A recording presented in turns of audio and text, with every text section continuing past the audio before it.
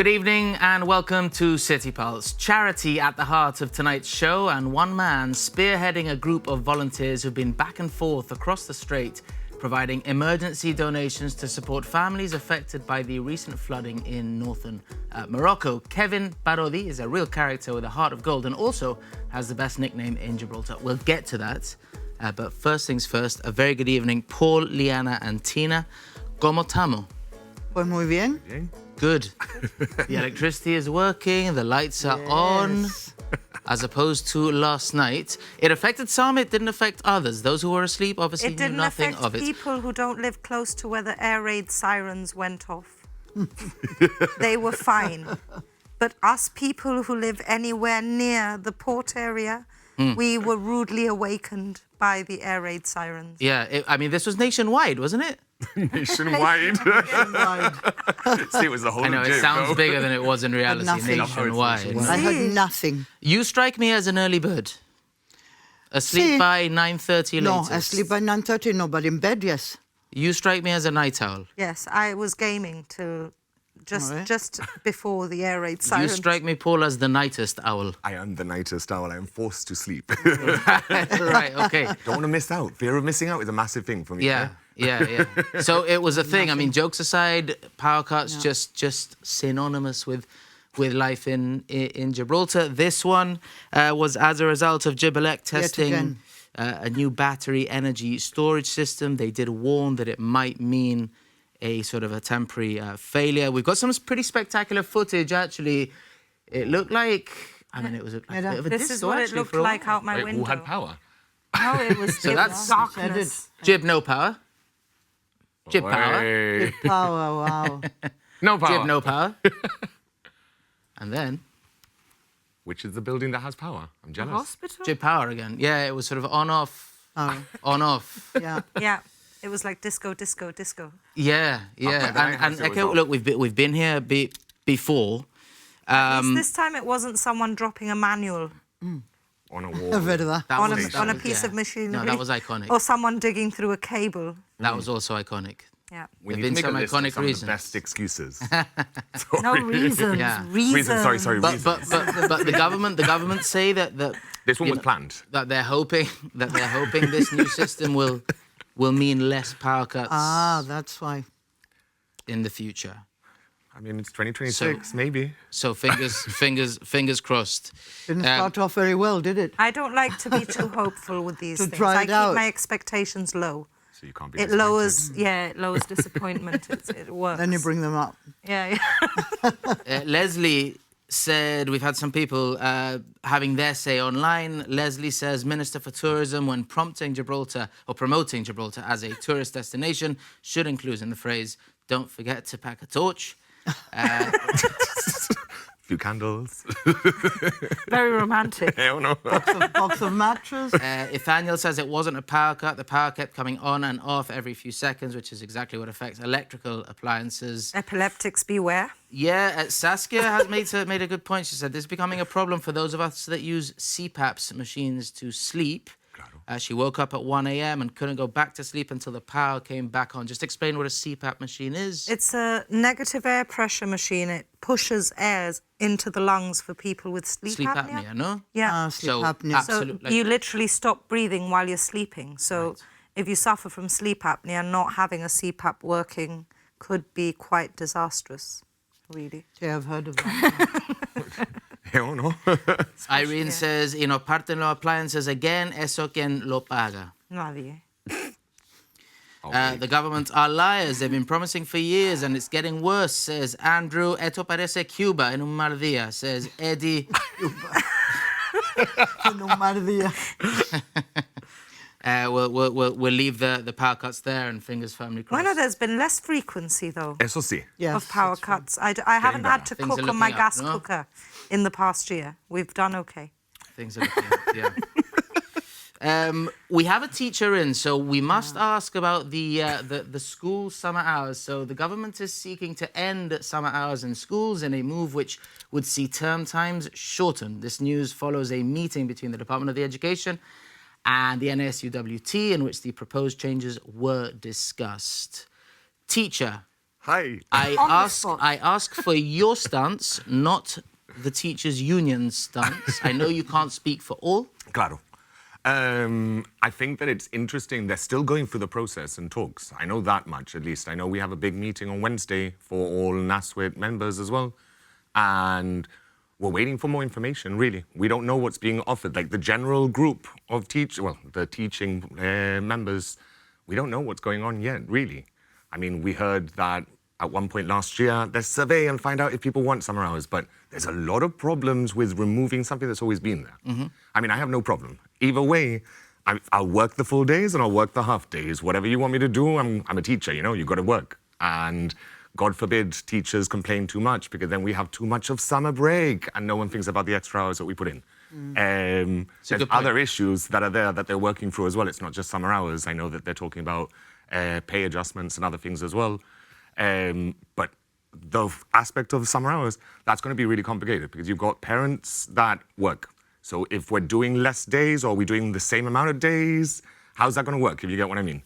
It's complicated. It's weird. And it's interesting because there's sort of three, as I understand it, there's three different entities here. There is the point of view of the teacher, there's the point of view of the parent, there's the point of view of the student. So, parent, how do you feel about it? Well, my child's now out of schooling, thankfully. But back then it would have been a nightmare, because I depended on family members throughout most of the summer. Like a lot of people do. Claro, because obviously everybody who's got kids at work will want summertime off. So you could maybe push a week. But the rest of the time it was depending on different family members to pull the slack while we went to work. There's like nurseries are crazy expensive. So you can't really afford to put your child in nursery to compensate for the time that you're at work. And even with summer hours, you've still got to think about, what am I going to do with a child from 8 in the morning till 2 in the afternoon? It's a bit of a nightmare. If you add on an extra couple of weeks, it could be enough to push some people over the edge. I know when summer's over, people are dying for the kids to go back to school so that they can bring some normality to their lives. It's like, now you're adding a extra 2 week sentence. Playing devil's advocate here. Well, Tino, your your views on it. I mean, where do you stand? Well, like Paul says, we haven't really got anything concrete yet. But yes, it seems as if we would have more summer than less if they tend to do it. Because if they're going to cut the half days and place it into full day, then there's going to be maybe more days, more summer, and then go back in the beginning of September, full days? See? Full days suddenly after a whole summer? I think, Will if I'm not that mistaken, be an Loreto impact? Convent, a private school, I think that's how they do it. And Prior Park. And Prior Park as Both well. of That's them. how they do it That's how currently. they do it. It I mean, seems they to are work for them. privatized as well. So I suppose it could be done. Oh, but it might help with the education aspect, because as far as I remember from being in school, those summer half-day weeks were wasted time where we'd watch movies La verdad que and sí, play I mean, games. they are, and I can say not that much has changed. it has changed. I know that, like, in secondary school, they've really pushed. I know the heads have worked very hard to convince, like, the population as much as possible to realize it's not time for a film. A film you can do on the last day of school, good luck. But now they do walk around, and that's a really positive thing. You'll see staff members, senior teachers walking around, checking you're not playing games, no? If you are, it's got to be educational based. If you're watching a film, there has to be information there that's pertaining to the subject as well. I mean, I'm DT. We never stop working. We've got projects till the last minute, because you'll have slower students, you'll have faster ones, and you'll have the high flyers that want to make like 40 different projects. And you're like, just finish. You know what I mean? Yeah. And we do find it as a stretch as well. Half days, less people start coming. That's the norm, I suppose. As well, there's an argument to say that it might suit primary schools more than it would secondary as well. No, these if sort of, you know. Yeah, I think secondary. The half days were removed. I'm really I'm conflicted with it, because obviously, let's say September comes around, if we go straight into full days, I think me and Christina were talking earlier about it. Kids starting right in on full days, it's a lot for them to take in. That staggered entry of maybe a half day here, a half day there. Yeah, they could It's struggle. easier for them to kind of break in. Yeah, break into that routine as well, because adults, we're forced into it. We have no choice, you know what I mean? We've got to do the work, we're getting paid, just go for it. But kids need that time to kind of slowly adjust to these new changes. But do they? Do they really? I mean, what's the difference? Well, they're more leaving more school malleable, at no? what, 12:30? 12:45. As opposed 12:45 as opposed to what, 3:15? 3:30. Yeah. So it is more. And the thing is that at the same time, I like to see it from the stance of others as well, where it's kind of like, vale, half days are coming around, teachers are still there. So it means their kids are still there. I mean, we're still doing the same work. You know, a lot of us are still working to the last moment. But unfortunately, what are we doing? Are we adding more days? Are we losing days? And that's the thing, there's not enough information. Yeah. I'm looking forward to the meeting, to be honest, because that way we'll all find out. There's a meeting on Wednesday, no? See, There's a Wednesday meeting on Wednesday, yeah. for all the members, and we'll find And out. then what we'll the find stance out is. more, because nothing is very clear yet. I mean, we can all have opinions, but apparently nothing is, yes, this is what's going to be done right now. We know that the half days were originally introduced because of the summer Of the heat. Yeah. And we didn't want kids sat in classrooms overheating, which made it perfect sense. We understand now that most, if not all, classrooms in schools Have are air conditioning. and so Yeah. it sort of defeats the purpose. That's what they said, yeah, that's right. Of. Yeah. But not all schools have air conditioning. I think there's one school left, and it's the one they're currently renovating. I think that's St. Joseph's Right. upper and lower primary school. And I think they're the last school in all of Jib to get a renovation. So poor guys have waited long enough. They've deserved it. But what if there's a power cut? Oh, then they can sweat. Is the question. Then there's no air conditioning. Then there's a lovely Then it terrace really on will each be floor. like- Wait through double chemistry. It really will be like will be Cuba then. Cuba. It is an interesting debate. Plenty of opinions which seem to have split the classroom. There is the point of view of the teacher, the student, and of the caregivers. So where do you stand on it? Some people might be opposed to the idea because they've got to find childminders for those 2 weeks, even if it's only a half day. So in Gibraltar, we find that grandparents, I'm only too willing, but there are grandparents who might think that, it's going to be a little bit... Or people who don't have their People who parents. don't have, yeah, exactly. People who don't have. So I'm not, I don't know yet. I'm pretty confused about it. If that's going to mean that students are going to learn more and it's going to be more efficient, and are going to make the most of actually being in school and not wasting those few weeks at the end. You know, when summer comes about, people want to go to the beach and the concentration levels do drop. I think it can be a positive. I would have thought it's a great idea, really, because the half days, I don't think much happens in school on half days. It's quite disruptive for families. So, as a grandparent, I think it's a good idea. I think it's better that we have a longer holiday because we don't really do anything on the half days, and I feel like there's no need because we're just doing nothing. For that, you just take it off and we have more break. I work at Loreto, and we've been doing this for years now, and it works perfectly for our children. The heat affects them. You can tell from 12 onwards that, especially young children, they're not focusing as much as they should be, especially on, very hard things that they should be learning at a very young age. So, government finishing earlier, I think it's a smart move. It would be better for the kids if the half days are abolished and they have perhaps an extra week or two of full days and then just finish off for the summer break, just like they do across the border. There you go. So interesting. If I'm not mistaken, this midterm that has just finished, this is like a relatively new thing.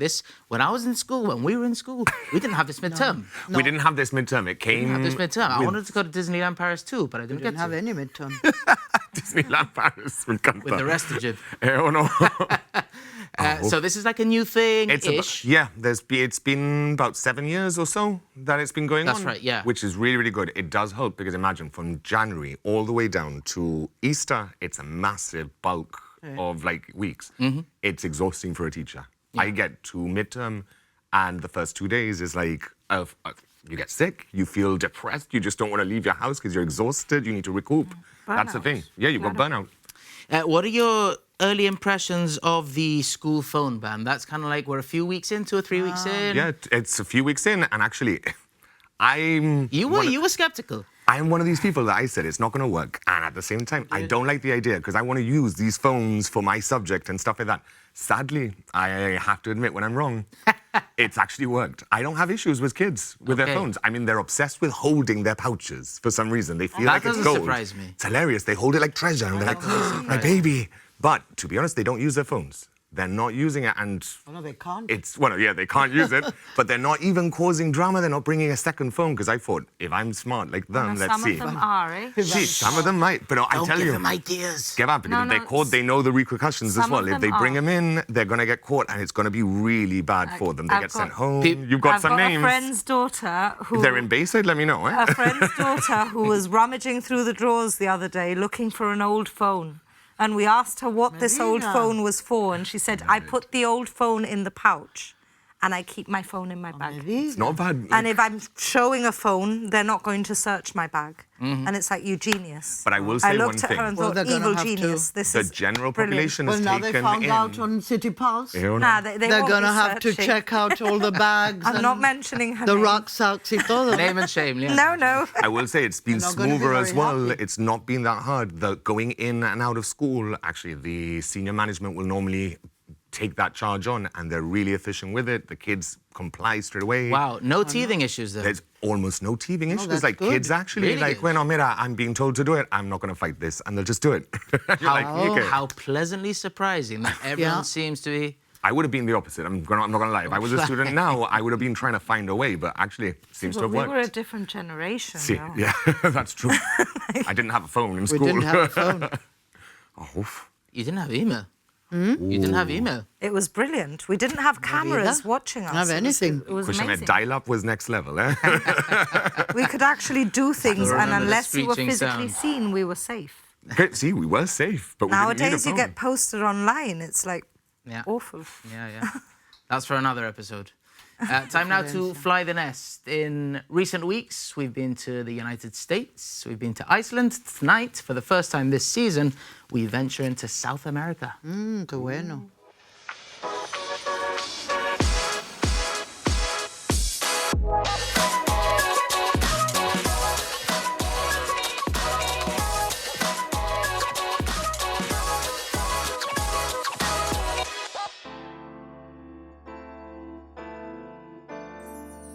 My name is Morgan. I am currently in Ubatuba, Sao Paulo in Brazil, and I am currently traveling around South America.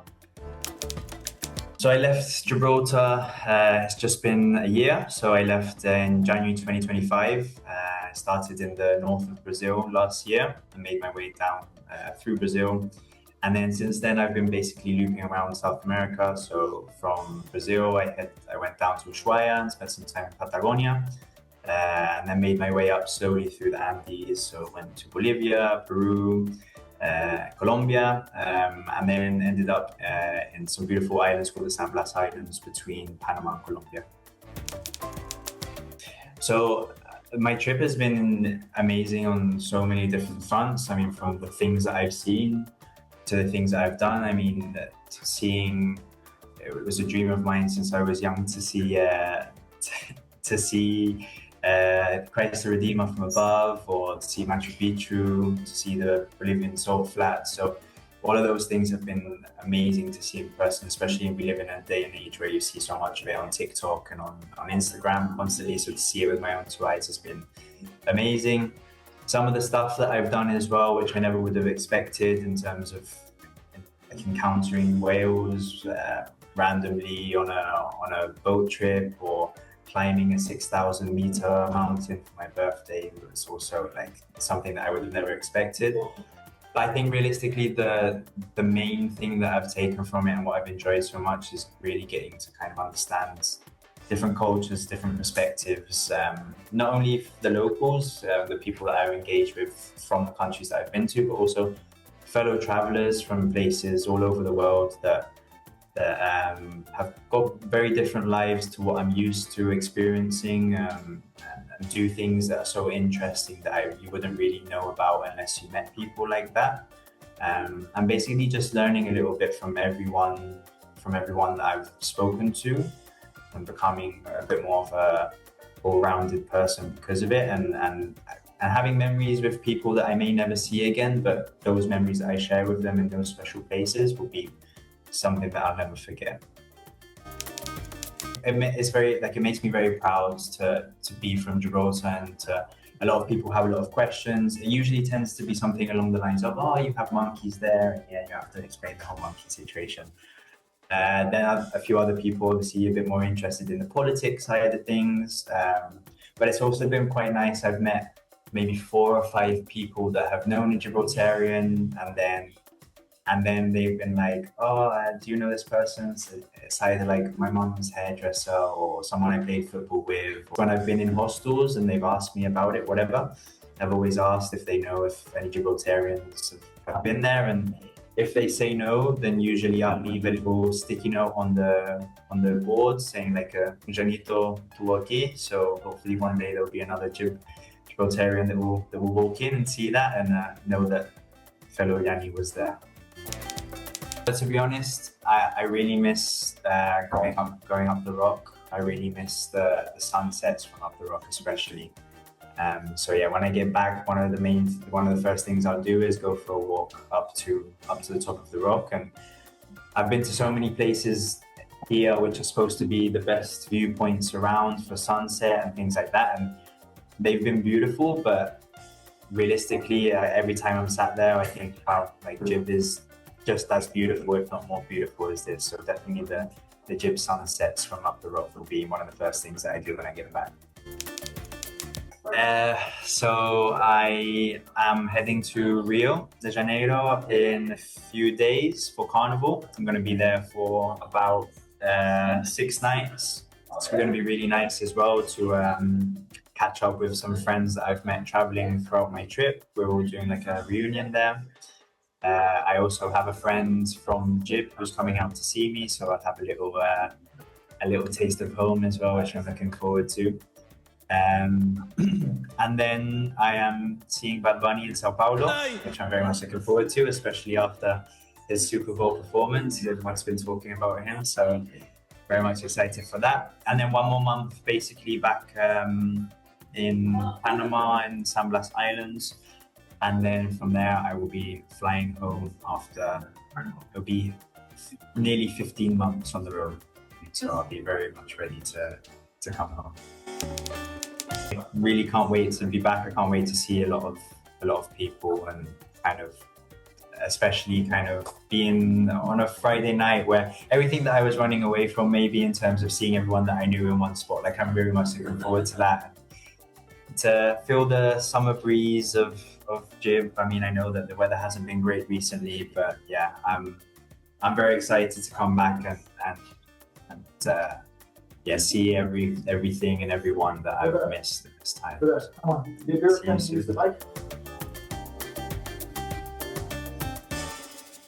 Mr. Morgan Brown, all the way in Brazil. He's not the first Gibraltarian to have visited Brazil. Absolutely won't be the last. We happen to have one man right here on the sofa. I did. What's it like? It's amazing, Larry. Cool, no? It is. It's a culture that, in some ways, similar to us. Like, they're very open. They're very personable. They're very much, like, open to having you there. They'll invite you home as well a lot.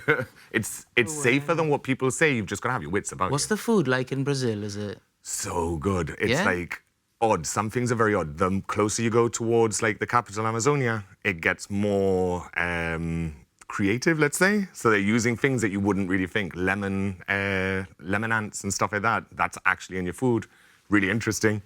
But then it's really lemon cool. ants? Anyone? You want a lemon ant? Por favor. That's a good quiz question, by the way. Capital of Brazil is not what most people Rio. would think. No? Brasilia. Yeah.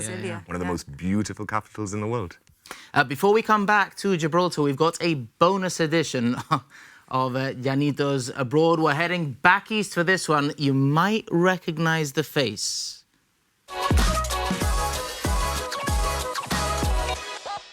Good morning, Vietnam. Aquí estamos, Janito's Abroad, as we call it. Bueno, we can't get more abroad than this, going in a little rowing boat along the Mekong Delta.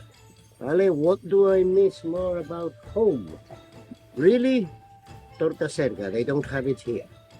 Yes, what do I also miss at home is the ability to cross the road without getting run over, because here it is an adventure just crossing the road. Vale? Okay.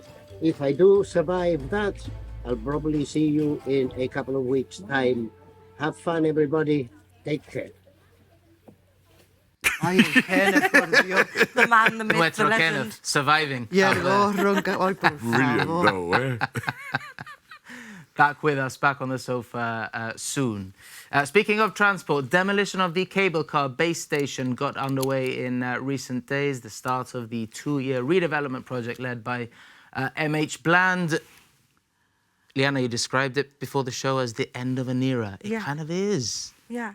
We all have fond memories of walking into that building with that stairwell, walking towards the cable car. It was just something like childhood. No? Look at that. It's gone now. Dramatic it's stuff. a pile Apparently, of it was all rubble. over very, very, very quickly, as in Bob the Builder did his thing, and we're moving up.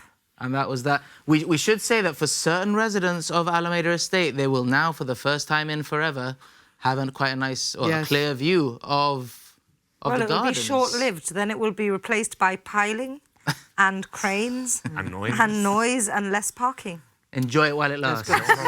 Enjoy it while it lasts. It's going to be a new one. There have been some concerns online about dust control and stuff.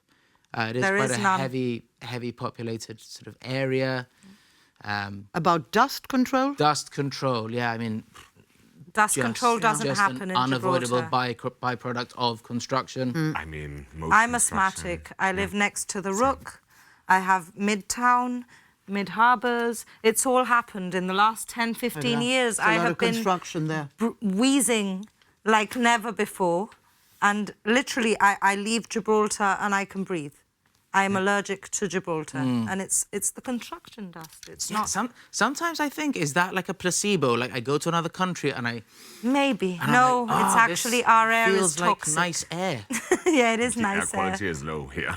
You walk away and you're surrounded by trees, no levante. We have 90% humidity. I know. Throughout a large portion of the year. Yeah. I actually got into exotic we can't blame the government plants. for that. No, I got into exotic plants and I was using this sort of humidity meter at home to keep my plants alive. And most of the time I never had to spray them or anything. They just did their own thing. It's 90% humidity. They're happy. We're going to take a break in just a couple of minutes. But first, I just want to end on a positive note, tanto the humidity and dust, and I thought we'd end on a positive. This past weekend, the start of Ramadan and the annual public iftar, bringing together different communities.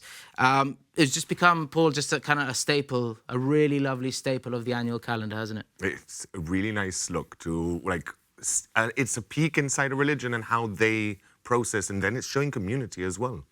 So we need more things like that, no? Because everything came together, didn't it? It was Lent, Ramadan. Yes. I think it's one of those things that actually we need to show more of that in Jib. And it's beautiful over there. I'm a big fan of the cakes. A big fan of the cake. Yeah, we got And these by the way, pastries. a Muslim event held in a Catholic community centre, that's a beautiful thing too. I think Open to all demographics. The world could learn something. Yes, they could learn a lot from us. Low Gibraltar, no? Yes, they could. And I always say that to people who come from abroad. Yeah. Well, take notes. Right, time for a quick break. When we return, we'll hear from Kevin Parodi, who heads a group of volunteers providing aid to those worst affected in northern Morocco following severe floods earlier this month. Back shortly.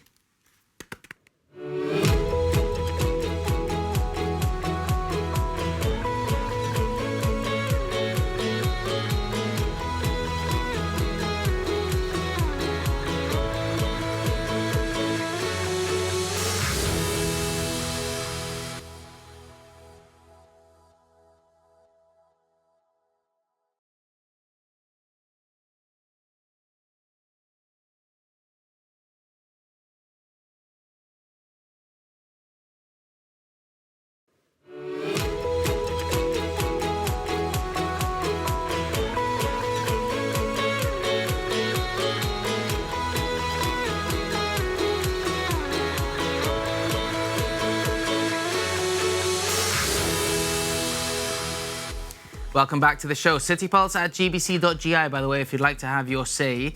Earlier this month, the north of Morocco experienced similar storms to us, but our southern neighbours were much, much worse affected. Over 120,000 people were evacuated from the town of Qasr el-Kabir following severe flooding. The Strait of Gibraltar Association Trust, headed by Kevin Parodi, is in the thick of the response, and Kevin joins us now. Hello. Buena. ¿Cómo estamos? Well, fantastic. I'm very proud of what we've been doing over there. And it's not just only the Strait of Gibraltar. It's been also a member of the Morocco Atlas, the club, the 4x4 Gibraltaric, but mostly involved with the Strait of Gibraltar, Morocco Atlas, and Vanessa Palmero. We have to mention that she's been a crack. Give us a sense. How many people are involved? You're part of sort of multiple groups of volunteers. What's the sort of... I don't know if my health situation has been really tough this year and a half, and I decided to start an association, an NGO in Morocco, registered in Morocco, because it's easier to move over there with a local NGO and not a foreign. Really, we are a small team. We've got people over there in Morocco that want to get involved and help us out. That in the future, there's also people here in Egypt, and I've got everything, because, you know, the smaller the group, the better you do the things. So that's what we are aiming now, to get the ball rolling really, really nice and smooth. And then hopefully we'll get involved whoever wants to help out. Yeah. So over the last few weeks, Gibraltar has had some pretty severe storms too, but whilst we were complaining about branches on the pavements or Johnny Walker flying in the air, like across the strait, things were like seriously bad. So, so give us a sense. Well, I went over to Morocco with a different mentality of doing something for my future and all that, no? And all of a sudden, I found out that my NGO was approved the week before, and this situation came about. So what we did, we started reacting and helping out. The Straits of Gibraltar was the first one to help us out with some financial, because in Morocco you've got everything. So, and I experienced the earthquake in Marrakesh when people were taking things, food, and they couldn't reach to the disaster zone, and they were throwing it on the side of the road. So the best thing, I thought, quick reaction, finance, got the local support tremendously. I'm really, really appreciated with our community, and we started to roll and make things happening there, like getting blankets, food, mattresses, and start distributing. Then Morocco Atlas got involved. We had a support vehicle because I was alone there, so a bit of everything. It's been a roller coaster. Pero aquí estamos. So your base is in Asila? In Asila, yeah. I've been there 40 years. Right, okay, so you've got really strong ties with Morocco, 40 years or so. This goes back to the closed border years. Claro. So where did this love affair with Morocco begin? Or why? The frontier Not closed. just the couscous? No. Salsa, pero tú sabes, salsa de comida, no de bailar. Bueno, I was telling Henry Sacramento today or yesterday, sorry, that one of my biggest lessons in life was when we went over 13 of us with the frontier closed. We were based in Hotel Island Village, where most of the Gibraltarians used to go. You've been to that? Island Village, yeah. Todo el mundo iba allí with the frontier closed. That was famous. Sí. So we used to go. We used to go maybe 3-4 times a year, the youth. La calidad, vamos allí. Really good time. And this mate of mine that used to work on the Public Works Department in those days, he invited me to his home. But the thing is, it was Ramadan.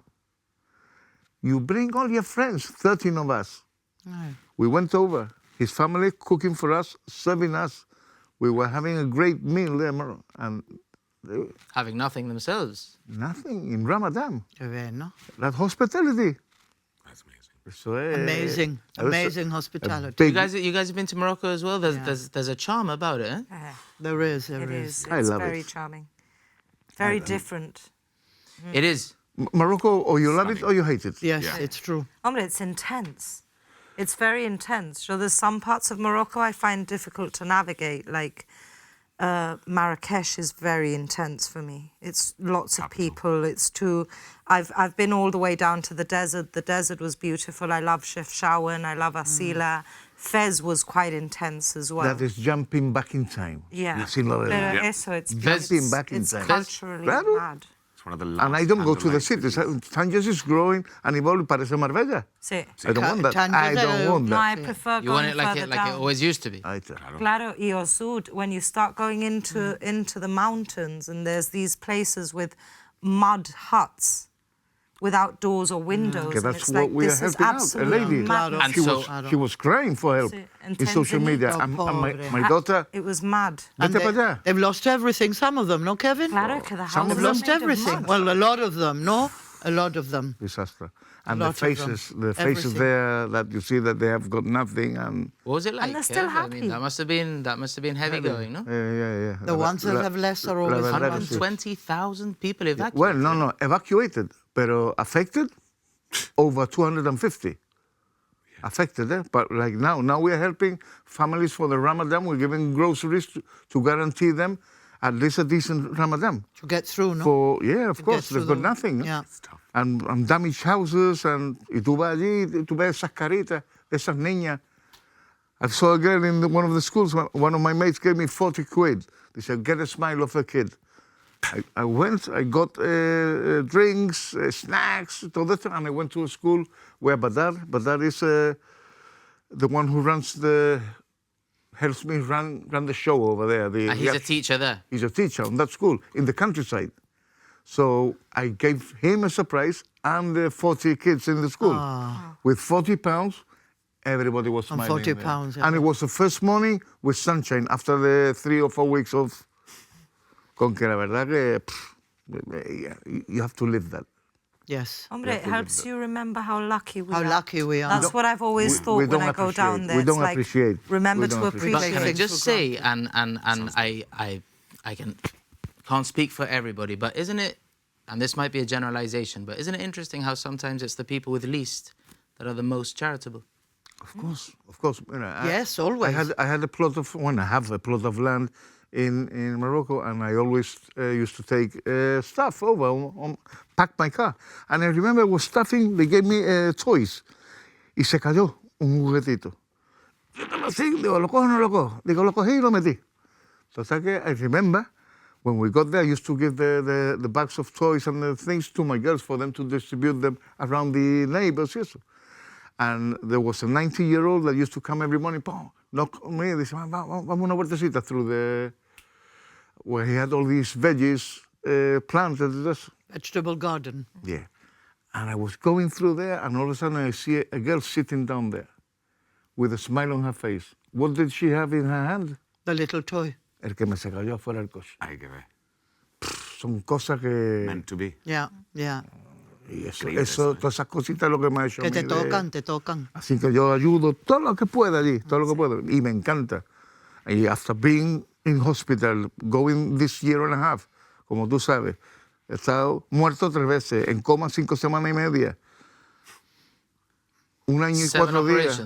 7 operations, 5.5 weeks in coma, dead 3 times, 1 year and 4 days in hospital. Era un gato. And I'm here. I'm You're there here for helping. something. And you're still I'm going there hard, helping. Obviously they don't want you up Can we there. ask about that? Are you comfortable sort of sharing details of that? Because that was a big moment about 1.5 years ago. Can we? Claro, hombre. So just tell the Eso story. pasó, eso es life, eso es true. You suffered an aneurysm. Yeah. And then what? Bueno, and then I woke up 5.5 weeks later with my sister, my daughter, the 2 of them there, and lots of friends there. I didn't know because I was in coma, no? But I imagine my sister and my daughter there every day, seeing me, que se levantará, Esperándote. quedará tonto, would he move? Claro, because they don't We know. didn't they're know. going to be Nobody affected. knew how it was going to affect. That was August 2024. Yeah. February 2026, you're here, you're helping, you're smiling, you're making people laugh. You must be chuffed, man. No, and especially, I'm going to thank, I haven't done it publicly yet, the GHA, what they've done with me. I'm here thanks to the GHA. Surgeons, Lili. Lili, tu madre. Madre. La madre es horrores Somehow conmigo. Lily is involved in everything. Bueno, I ship her away to get rid of her. It's not working. Que vea, una crack. Lili, una It's crack. refreshing because we hear plenty of complaints. Pardon? It's refreshing to hear you say that because, we hear plenty of complaints here in Gibraltar. We love to Allí complain. y me como las carnes. Porque desde arriba de Gemma, Minister of Health, what she's doing, down to al portero que me metió corriendo para adentro. All the way, they saved me. Saved you I'm multiple here. times. Hombre, y I found the ambulance where they stopped me, que ya sabe. Me pararon en San Roque. in San Roque. They stopped because I was going to go to Jerez. They stopped me there. Y el Seagull Haviland, he knows me, jumped in. Me said, Kevin, tú estás serio, you're really serious condition. What do you have here? I didn't know. What was an aneurysm o lo que tenía yo. I had the 2 inhalers burst on my arteries. Qué miedo. Y el aorta, que it's the main blood supply to your whole body. I think, le digo, mira, I'm not going to die here waiting for the hospital. Go up the coast and we'll take the chance. 10 minutes later, going up, I saw Sigurd on the phone with a smile. We've got a destination now. We're going just to Málaga, Virgen de la Victoria. It's very good. We got there. The surgeon was tremendo. Y ahí empezó toda la película, all this journey. This sounds like a cheesy question, but has it changed your perspective on life this past year and a half? Claro, pero no Deeper cheesy. Salsa. Salsa tea. La salsita. A saucy question. In Arabic, Sharmela. Pete, I need to get to the bottom of this. How, when, who? El Salsa. It's the best nickname in Jib, but how did it happen? Te lo voy a poner muy claro. Descansó mi padre. He was a deep sea diver. I've got the helmet on, que Sigurd trabajaba con mi padre y era el que hacía todas las comiditas y todos los pastizos allí, y el salsa, ahí nació el salsa. Y yo, when I was young, was 17 years old, I tattooed salsa. Instead of that, me puse salsa. Y ya, ping, ping, ping, ping, ping. Soy el salsa, el Sharmela, y me encanta la cocina. You do love cooking. I love cooking, but you're Hombre, my next association, level. whatever I do, there's got to be food involved. Yeah. I like that. Very important. Yeah. And so No that's food, been no a big love. part of your charity work across My charity, the Strait. and as you said, I am going to do things that I enjoy. What do I enjoy? Feeding people. Oh, yeah. Seeing that smile, y que me digo, qué bueno. Talk to us about that I paella love that you made. That paellas. 400, it was for 100. 400 paellas. No, 400 paellas, no. For 400. For 400 people. Wow. How big was this paella? How big was the paella? No, eran Why was I not cinco, there? Hay cinco grandes. foto. It Cinco was, grandes, hay foto. it was Y el Alfred impresionante. también. El Alfred le hizo un par de tallín. He came with the president of the 4x4. Le hizo un par de tallín que no es. Qué bueno. Pedazo Y que- on the way back, Ramadan, no access, no. ¿Dónde vamos a comer? Digo, espérate, compré 2 baguettes, compré 4 pechugas, papá. Hice 2 africanos así de grandes. Qué MacGyver, but like the Y chef version. veníamos en el muelle allí parados comiendo el barco. Qué bueno. No. So back here at home, this past weekend, you were at the public iftar. Just. You got there Yeah, late. it was delayed, the boats. We came, llamé, dice, sí, no, vente. Cuando llegué, there was about 20 or 30 kids there. It was very nice to go there. And the event went great. I really appreciate, and I'm honored for them to donate everything to my new association, because it's not known, really. And to give me all that for me, That's a big one. I think my reputation, and they know what they've done, and I've been 40 years, so they know a bit of everything.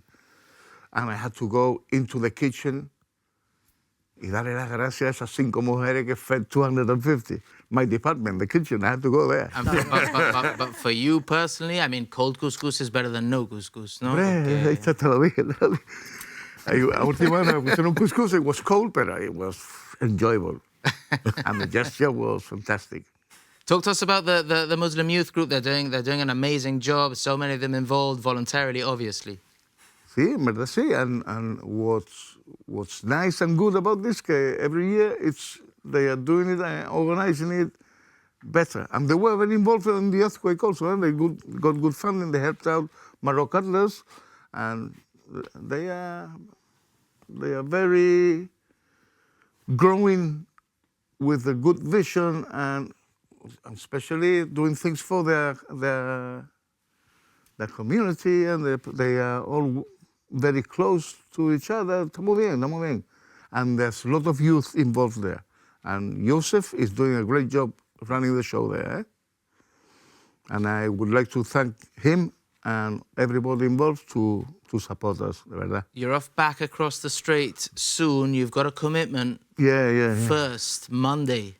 Sí. A week today. Tell us what's happening. Ya tiene el traje ironed, listo. I've talked with one of my mates que he has to dress me up porque yo soy un Viking. Y me han dicho que tengo que ir bien vestido. Okay. Ande. It's a lunch with the governor. Viene el British Embassy de Marruecos. Wow. Y después creo que en el convent por la tarde tenemos... Entonces tiene que ir smart. Suited and booted. Tiene que ir smart. La bufanda hay que cambiarla por la corbata. Bufanda no. Time to show off, La no? bufanda nada. Hay que cambiar la bufanda por la corbata. Claro. And then it's back to the real work, back to your charity work across because, the Straits. I haven't mentioned it, no? When I was here, I had to come, run personal situation, I had to run back. I was with my daughter at home, and we received a video on social media, a Moroccan lady crying that she needed help on the state that her house, the metal sheets had flown away. Oh. They have like, ¿cómo se dice? Las cañas, bamboo. Sí. Bamboo, and then they put like a layer of mud on top for the insulation. Eso no lo aguanta los vientos. Los vientos no, el agua. Cuando se voló la chapa, el agua. the sheets flew away, the rain, claro. all the mud coming in. Y no me esa casa como estaba. Oh, la pobre. Bueno, ya se le hemos limpiado todo. And now we are waiting for 2 or 3 days of sunshine, que seca un poquito, and we're working on the evaluation. What's the cost on the things? Because we have to carry on with the groceries and guarantee those people that we promised the Ramadan. But we have to fix the house of this woman also. Because my daughter told me, you have to help that woman. The next day I was there in Morocco. I was sent a message the other day, a friend of a friend, who lightning went into his house and set it alight. Everything caught fire. Absolute madness. They've lost everything. So what's the current sort of the landscape? What does it look like now, sort of 2 or 3 weeks post-storm? Well, to be honest, we said before, I was impressed with the response. The response with the authorities, the military, everything. 120 evacuated in less than 3 days. Then what they started, when it's eased down the rains, they started cleaning all the mud and everything. The first people that went back to the Alcázar Quibir were people with businesses. Why? Because when the people started going back, shops, garages, everything were up and running. No iba a ser un caos eso. Con que it's been, and also it's been quite fast to go back. And in 3 days, everybody went back. Did they have accommodation to go to? The evacuees? They have to go back to their house and fix their houses. Yes, but when they were out... in Arcila, you mean? Yeah. People were getting in their homes, in garages, in terraces, in the house, they were out, supporting those families. Yeah. Then there was, in Arcila, you've got summer camps for the schools and all that. Ahí habían 300 personas. Eso, that's what I was asking. Yeah. Then 2 days after we were doing what we did, the authorities there, the Basha, it's like the mayor over there. She called us, can you help us to, of course. Claro. Pero why? Because we were a local NGO. It's all within us. And my team are Moroccans. Yeah. So we blend, we helped, we organized, and we distributed a lot. And this lady, she's not a big lady, small, pero Big character. Power. Lo tenía bien puesto. Yeah. With C.O. Jones. Me cogía la cabeza y me besaba. Thank you. Le digo, propina. Dice, You speak a bit of Arabic. You've picked up a bit of Arabic. شوية ماشي بزاف. Okay. Poco no, Kevin. No, poquito, ¿verdad? Y cuando habla muy rápido me pierdo ya. I thought you spoke it after I so wish. many years. Yeah, I've been lazy, like always. Apart from being a very charitable man, you are a proud father of two daughters. It must fill you with pride that your two daughters, both teenagers as I understand it, they're hoping to kind of follow in Dad's footsteps. No, they're desperate to volunteer themselves. Aisha, I've got my 18-year-old, she's in Vietnam. You saw the video call. Yeah. She's in Vietnam now. And dice, me pierdo toda, missing out. Se perdió lo de Marrakech. She was a bit young to go there. Pero dice, I'm missing out on this. She would have loved to be involved here. And on social media, my young one, she saw the video of this lady asking for help. She said, Dad, you must help this woman. And that's why I dived there. And there's so many houses damaged, but I'm doing what my daughter asked me, and I'm very proud. Daughter's rule. Daughter's rule. The boss. Very proud to be able to do it. Yeah. Organize everything, and we've done it. And then you see that they really appreciate what we're doing. Of course. So with all the support groups involved, you mentioned sort of 2 or 3 of them that are currently active, helping and aiding those in most need. Anybody watching? I mean, do you guys take on volunteers? Are you guys always? That's something I would like to get in to help me if people want to get involved in helping, but I don't know now yet because it's too soon. I've got about 5 people wanting to help us over there, and I've told them no. Let's carry on the 4 of us because we're doing great, and then as we need a demand on help or any extra hands, we'll gradually. I don't want to get, too many people spoils the... Too many cooks spoil the broth. Tú sabes, los clubs, los trabajos, todo. No, but jokes aside, it's proper destruction there. You must need more hands. I've got there's hands over there. I can organize that. I've got 40 years, I've got contacts there. There's no problem with that. It's nice to have a vehicle or 2 there to distribute because we're not the king of Morocco. We cannot help the whole Morocco, but we can do our little bit. Yes. So are you taking donations? We're taking donations, but it's not a massive amount. We're doing magic with what we are receiving. With what you get. We're still open to donations, and I would like...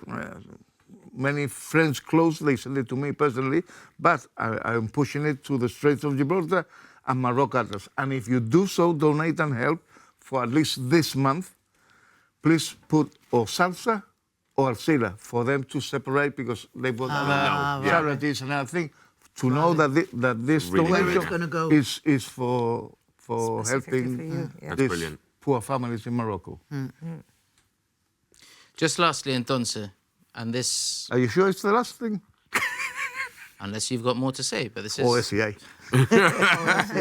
No, I mean, this is us sat here in Gibraltar with seemingly everything talking about Morocco with much, much less. What can Gibraltar learn from Morocco? So many things. Depends. Okay, you see the advance, how Morocco is advancing, no matter what they are doing. In technology, in businesses, in motorways, in infrastructure, buildings, hotels, everything. And then you've got the poverty, the mentality of the humble people, the hospitality they give you. So I love the country. You get what you want and you go in where you want. Ahí hay sitios para en Sama, Marbella se queda sin debajo. Marbella. Tangiers, se paseo marítimo. Everything knocked down, everything new there. Ahora, igual te puedes meter en un jungle. Ahí te vas up the mountains and you see a different aspect of Morocco. The Gifi Mountains, I've heard plenty about them. Cuando quieras te vienes. Te hago un tallín en la playa, en un río, en un bosque. Venga. Te queda mucho ahí. Y en la casita que vamos a preparar. Vamos a preparar algo bueno. Y ya, hopefully, on June, we've got a surprise for the community. Nice. They're going to be more than welcome in my place that I'm sorting out. Looking forward to that. Kevin, it's been an absolute pleasure.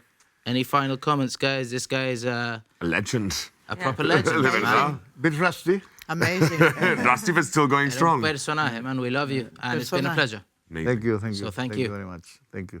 Thank you, everybody. It's- Your work. And thanks to the community for supporting. If not, I couldn't be able to do nothing. Nice one. 10 o'clock time is up. Hope you enjoyed it. Next week, we're diving into the housing issue in Gibraltar. You can have your say on City Pulse at gbc.gi. Until then, it is good night.